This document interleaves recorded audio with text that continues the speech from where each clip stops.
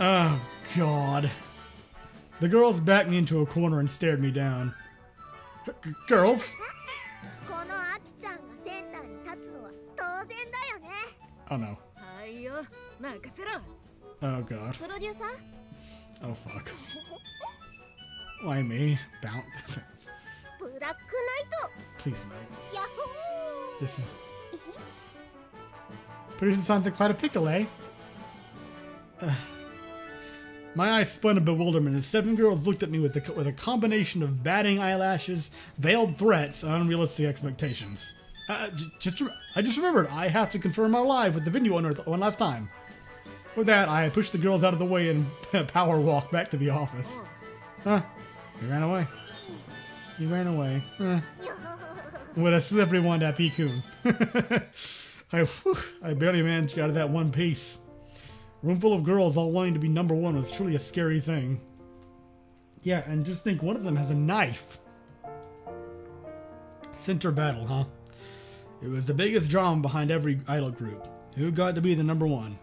The center naturally received the lion's share of media attention as well as lucrative promotional deals with businesses of every stripe. So being the center brought both great wealth and fame. It also put the biggest target on your back. Naturally the two things that every idol craved. Indeed, countless idol groups collapsed due to infighting and jealousy amongst the members. While competition and rivalries were only expected, I had to make sure that certain boundaries were respected. For now though, it seemed like we were getting ahead of ourselves. First, we had to become popular enough for that to matter. Ugh. I leaned back in my chair. Center, huh? I wonder who I should pick. Do not make me pick now. Thank God. The end of the day arrived. I entered the dance floor and greeted the girls. The girls were doubled over panting, exhausted after a long day of practice. The time's finally come, eh? Ah, Producer-san, thank you for your work. The girls picked themselves up and gathered around me. They could smell blood in the water. How are things? Do you feel ready? Nah, well, ready as we can be. It would have been nice if we had more time, but I guess we can't keep rubbing our tires in the road forever. Alright, let's do this. It's too late to look back now. It's all going to be real from now on. The real thing from now on.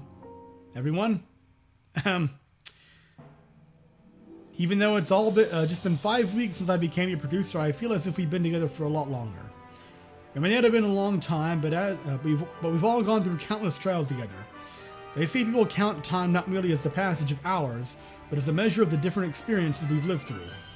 I don't know to what degree that holds true, but I definitely feel as if we've all gone through a year's worth of experiences this past month. Can't talk. At first, none of you expected anything to come out of this. We were all washed up members of the idol industry, or total newbies. We all had our doubts, we were cynical and jaded, but throughout the past 5 weeks, we've all come together to make this live a success. So let's remember, we are Starnova. Stars who may have faded out before. People might say that we're all cracked and battered up now, that we have no future in the idol industry. But stars never die. At the end of their lifespans, in a brilliant flash, they are reborn anew. Or they collapse on themselves to become black holes and consume everything around them. And that's who we are. I'm not going to say regardless of how things turn out, let's all be happy we lived out our youths or anything like that. No. Because we are going to be successful. This is merely the first step in our journey to becoming the greatest idol group in the country. There's only one outcome we'll be satisfied with. When Starnova's songs shine so brilliantly that nights become day and all other stars in the cosmos vanish to our light. We are Starnova. We are Starnova. This is just our beginning. In the end, I may have merely made a fool out of myself, shouting like that and talking so big when I was merely the formerly unemployed member of an unknown idol group. But a fire burned inside of me. A fire that told me I had to become the greatest idol producer of all time, even if everyone else sneered at my dreams. And that same fire burned inside each of the girls before me. We all had our festering doubts. Sometimes, the pain of having failed to live up to our expectations was so great that we wanted to dig into our own chests and tear our own hearts out. Or we worried that some pink-haired girl would do that for us. But that was only all the more reason to work harder. Even though we might look like fools, the only route to our failures was certain was to have never tried at all. What are you doing getting all fired up? Well, I guess even Producer-san can act like a proper guy every now and then. Damn! Only every now and then, okay? Idiot. Don't get too full of yourself, Nabaka. Our armies stand ready, Black Knight. Let us ride onto the battle where our destinies await. Producer-san really is quite a man, isn't he? Well, a man, technically, yes, sure. Now, let's see if he can actually deliver before saying too much. Alright, let's rest up and stay safe. Tomorrow, everyone needs to be in their top form. I like how he just gave this rousing speech, and it mostly ends with one little bitty moment of solidarity followed by everyone laughing at him. Seems pretty par for the course, honestly.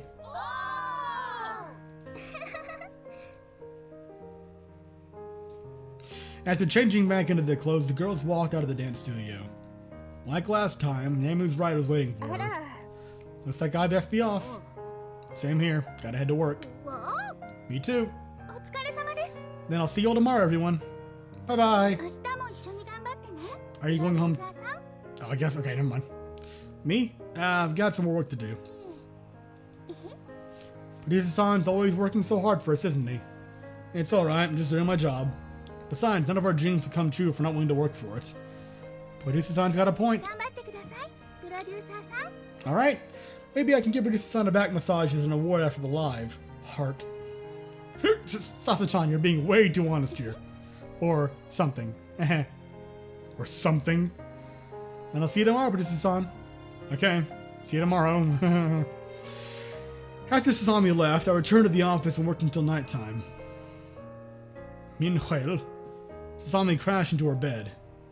I wonder if we'll finally be able to become idols now. Ever since I was a kid, I wanted to sing in front of other people. Maybe it was because my parents owned a karaoke bar. But whenever I grabbed the microphone and sang in front of the other patrons, I'd be so happy when everyone clapped for me. Of course, everyone only clapped because I was a little girl at the time, but ever since then I've wanted to become an idol. Alright, this time I won't fail. I'd hardly say you didn't fail last time so much as, exceedingly unfortunate circumstance that you shouldn't have had to be pushed through resulted in you being kicked out of a company who saw you as an asset. Together with Producer-san, I'll finally accomplish my dreams. Oh, we're gonna get a flash of all the girls? Neat. Julie walked through the crowded streets. She smiled confidently, turning every set of male eyes in her direction as she walked by. At times, the attention she received from the opposite sex thanks to her looks was the only happiness she had in life. Ever since that man walked out on us, I've gotten so much shit. That bastard. Leaving Mama and I in this country. I was never that smart. Honestly, I don't really understand much of what I read in books. Everyone made fun of me for not being able to read kanji. But at least I can be confident in my looks. Some kids are just born smart while some kids are born pretty. In the end, we've just got to use the talents we're born with to make a living. And some people like me are just born and, well, that's kind of it. It's like leaving the starting gate and then crashing right into the dirt. That's kind of the situation I'm in. Nemu arrived at her mansion. Her father was waiting for her in the dining room. Welcome back, Nemu. Father, I've returned home. Nemu, there's something I've always been meaning to tell you. Yes? Your mother... Please try to understand her. While she does not show it, she still loves you dearly. Truly? Father, I already know she's not my birth mother. Nemu, I'm sorry. How could she ever love the daughter of another woman? Haruna is not a petty woman. She's intelligent and hardworking, having gone from merely a production assistant to president in little over a decade. She's merely doing what she believes to be the best for you. Eh? Oh my god. Oh my god.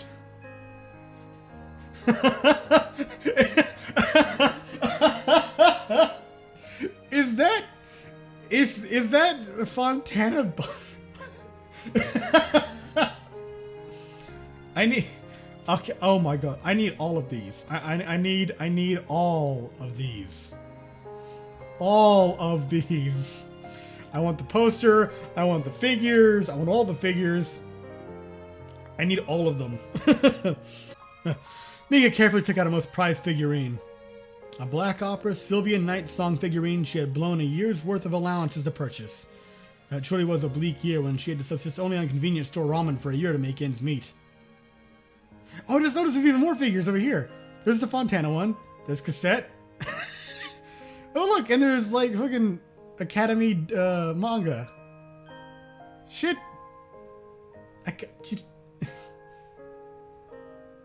The random pizza box on the floor, too. But the incredible detailing of the figurine. Every single bolt accurately modeled on the Heaven's piston. The immaculate facial work. And the dynamic pose of Sylvia delivering the finishing blow in Season 2, Episode 24. An enormous grin appeared on Mika's face. Merely looking at the figurine made the year-long suffering worth it. Oh, and I just noticed she's over here. Mika returned the figurine to the display case and gazed proudly at it. This time I, Hashimoto Mika, too shall become a member of the night. Agents of the light beware, for I shall break your tyranny. Our songs will echo through the night. Carpe noctem. Aki returned to her apartment. Oh?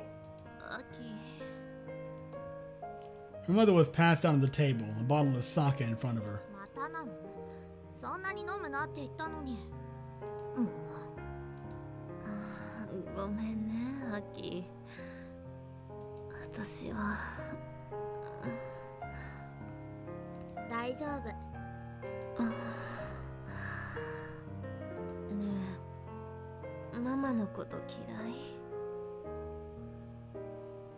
I'm going to assume she's implying getting her involved in the idol industry. At least that's my first assumption. I could be totally wrong, but...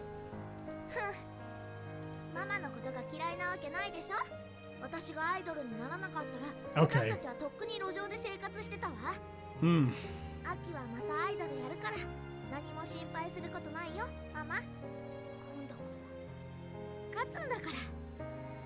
Damn.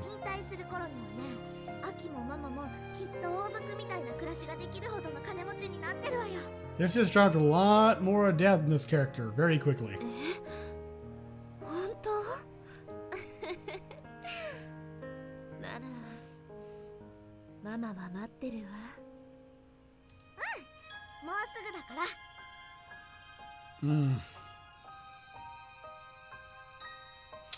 Natsuki finished typing an email for back home. She pressed the send button and put on her hard hat. The site manager gave her a hearty greeting.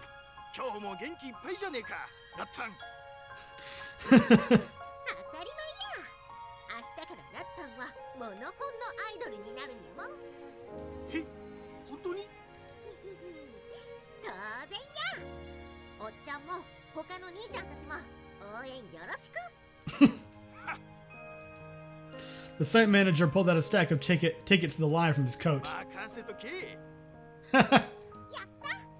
That's pretty cool. Oop, shit. Okay. Maria reported in for another night of work at the hostess bar. It's like Baldy's back as usual. Better not get too drunk, though. Can't jump for the live smash or else. Memories flashed by in her head. Wild drinking parties where senpai poured pitchers of beer in the throats of new recruits. Girls slipping in pills and God knows what else into drinks. Just thinking about it makes me want to puke. This time I can't let it end the same way. Starnova will be different. She grabbed a bottle of champagne and manned her station. Ellipses. Now, about 4 shots in, Baldy wrapped his arms around Maria. He's awfully touchy-feely today.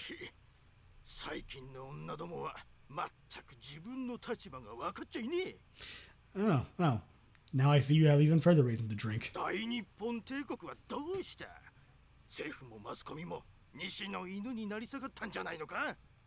Okay, then.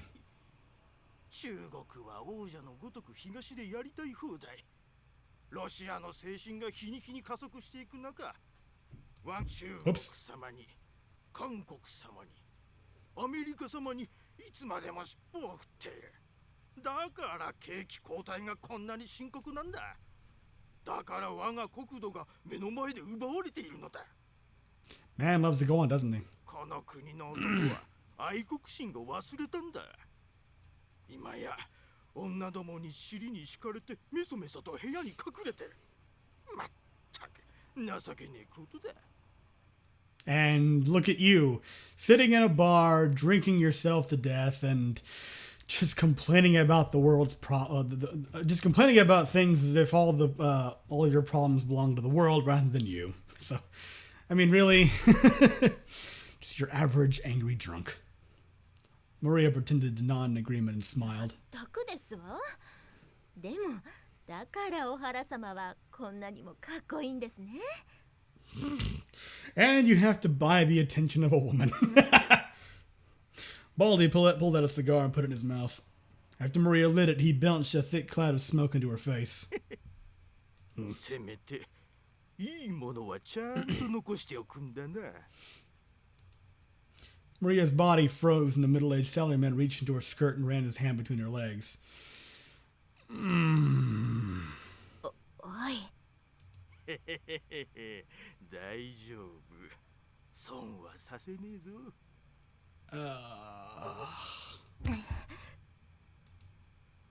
Shock turned to revulsion, which turned to fury. 私はそんな女じゃない。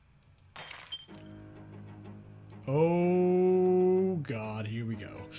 In a burst of indignation, Maria grabbed a glass of whiskey and splashed its contents upon the man's face. 何？この甘。 She spun around and ran into the storeroom as the man screamed for management at the top of his lungs.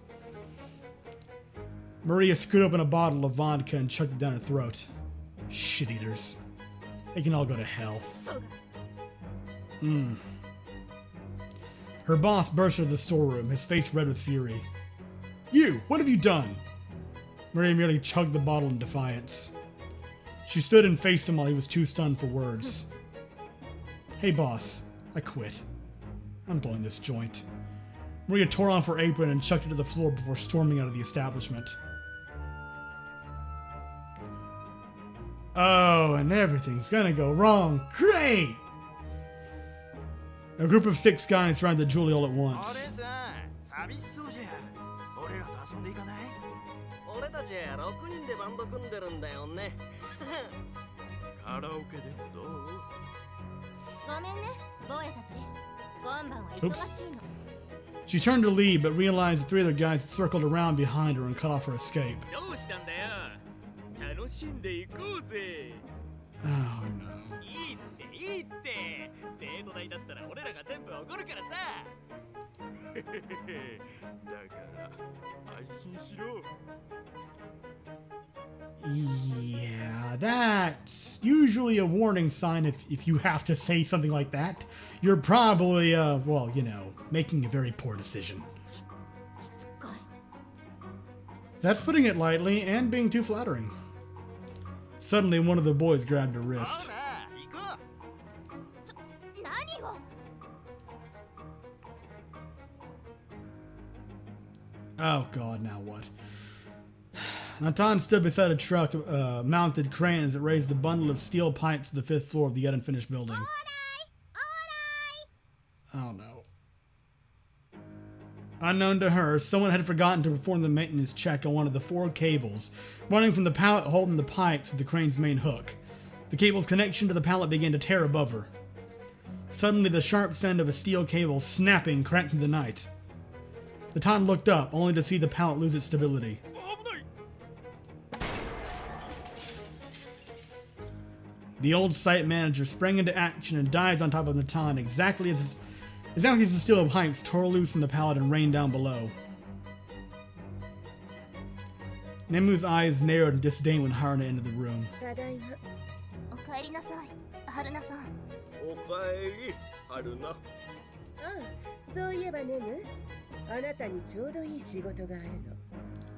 And what would that be? 私の同僚のアシスタントが結婚することになって、今月いっぱいで辞めるらしいから、 Yeah. 代わりを探してるの。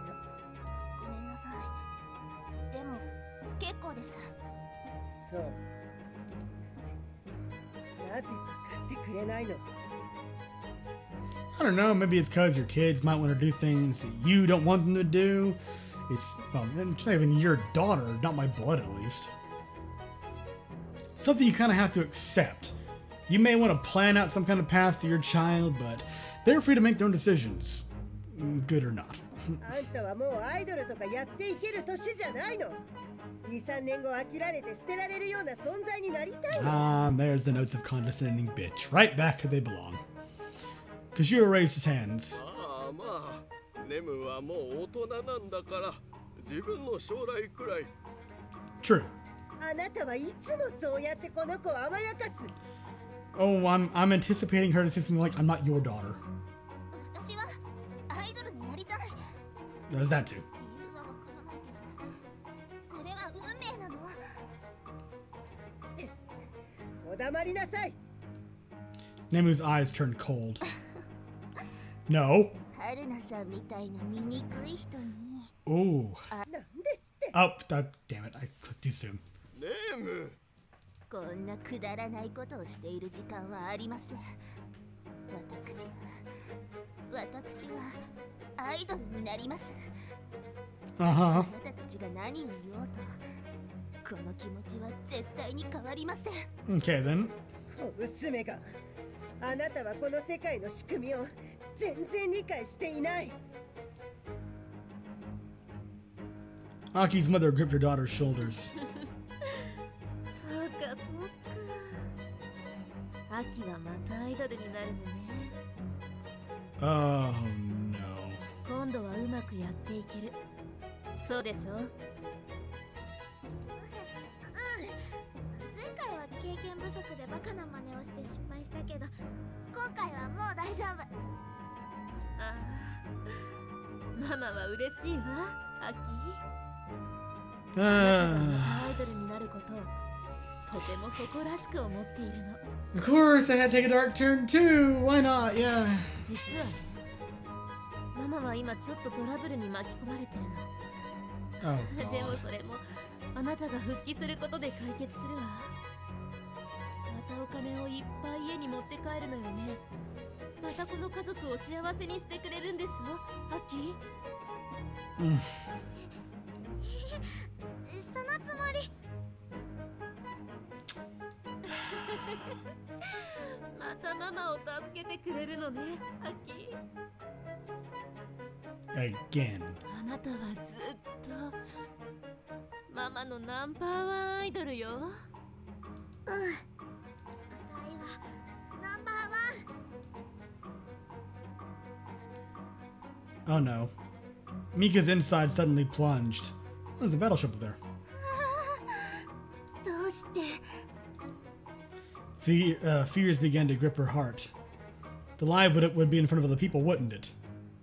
Could she really sing and dance in front of hundreds of fans? Until recently, she had never even spoken to anyone outside of her family, much less performed in front of others. Maybe it was only because of others' enthusiasm that she had momentarily forgotten her fears, but Mika knew they were different from her. They were all pretty and good at socializing. They could read the mood and appeal to emotions. But Mika had an overwhelmingly plain body and her hair was a disheveled mess all the time. Her head began to spin as she just sit down in her bed. どうしてアイドルなんかになろうとしてるんだろう。 Her head had been in the clouds. She was just looking away from the truth. Painful memories of her school days played. Pages upon pages of paper in her locker, all with the word shit otaku scrawled over them. All the popular girls snickering at her as she slumped by. 今さら人気者になりたいのでしょうか。 Oh. あんな人たちに合わせる必要なんてない。リアルなんてくたばれ。 Mika pulled the blanket over herself. 私はただの一匹オタクだ。アイドルなんてなれこないよ。 She had forgotten all this time. The truth she had always accepted. For if she accepted it, all she had to do was keep her head down and remain a shut-in. She was just a human failure. Sami stood from her bed, suddenly wide awake. A sudden dark premonition had come over her. In her dream, she was wandering through the empty halls of the Golden Calf offices. Hands reached out for her clothes, voices sneered at her. But what distressed her the most was that in the dream she didn't seem particularly fazed with the assault on her modesty. In fact, for some reason, she had wanted the hands to tear off her clothes. The hallways turned to an enormous stage where hundreds of thousands of people were watching. Sami had taken to the stage. She had no idea whether she was still clothed or not, but she wanted everyone to see her naked. She wanted everyone to know how beautiful she was. What an off-putting dream. It was just a dream. I shouldn't think about it too much. But for some reason, her heart was pounding and thoughts were racing through her head. I wonder if I'll always feel like this before I be live. She looked out the window. The distant sound of an ambulance echoed through the city. Oh no. I wonder how everyone else is doing.